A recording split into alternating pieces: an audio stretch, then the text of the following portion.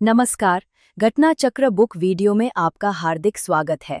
आइए प्रारंभ करें इस यात्रा को, जहां हर विषय वस्तु को हम सरल, स्पष्ट और परीक्षा उपयोगी ढंग से प्रस्तुत करेंगे। कभी सोचा है कि जब हम अपने फोन पर किसी ऐप को टैप करते हैं तो असल में होता क्या है ना? एक बहुत ही आसान सा एक्शन, लेकिन इसके पीछे तकनीक का एक लंबा और काफी दिलचस्प सफर है। तो आज हम इसी सफर को देखने वाले हैं, एक पुरानी पेन जैसी डिवाइस से लेकर आज की टच स्क्रीन तक। स्क्रीन पर किसी चीज को चुनना ये इतना नॉर्मल लगता है कि हम इसके बारे में सोचते भी नहीं, है ना? लेकिन चाहे कोई ऐप खोलना हो या टेक्स्ट को हाईलाइट करना हो, हम असल में एक ऐसी तकनीक का इस्तेमाल कर रहे हैं जिसका इतिहास बड़ा जबरदस्त है। चलिए जरा जानते हैं कि ये सब काम कैसे करता है।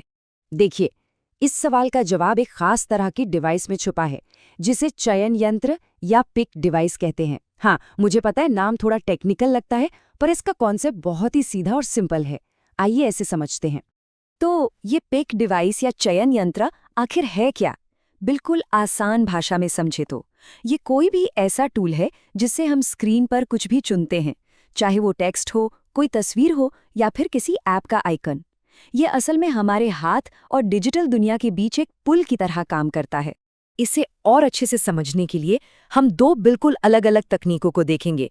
एक है लाइट पेन, कंप्यूटिंग के शुरुआती दौर की एक तकनीक जिसे आज ज्यादातर लोग भूल चुके हैं, और दूसरी है टच स्क्रीन, जो आज हमारी जिंदगी का एक अहम हिस्सा है। इन दोनों के बीच का जो फासला है ना, वही टेक्नोलॉजी की पूरी कहानी कहता है। तो चलिए समय में थोड़ा पीछे चलते हैं और इस लाइट पेन को समझते हैं। आज ये सुनने में भले ही थोड़ा अजीब लगे, लेकिन यकीन मानिए इसी ने भविष्य के इंटरफेस की नींव रखी थी। तो देखिए, ये बिल्कुल एक पेन जैसा ही दिखता था, लेकिन मजे की बात यह है कि ये लिखता नहीं था, बल्कि देखता था।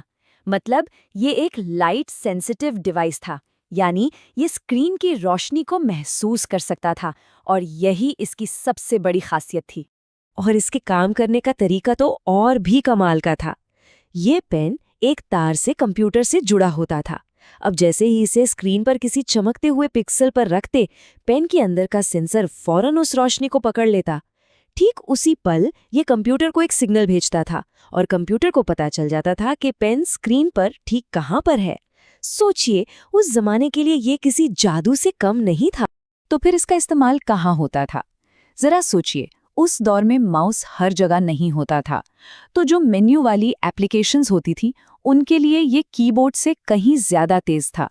बस स्क्रीन पर अपने ऑप्शन पर पेन से टैप करना होता था, लगभग वैसे ही जैसे हम आज टच स्क्रीन पर करते हैं। बहुत ही सीधा और आसान तरीका था ये। अब लाइट पेन के युग से एक बहुत बड़ी छलांग लगाते हैं और आज के दौर में आते हैं। अब डिवाइस हमारे हाथ में नहीं, बल्कि हमारी उंगलियां ही डिवाइस बन गई।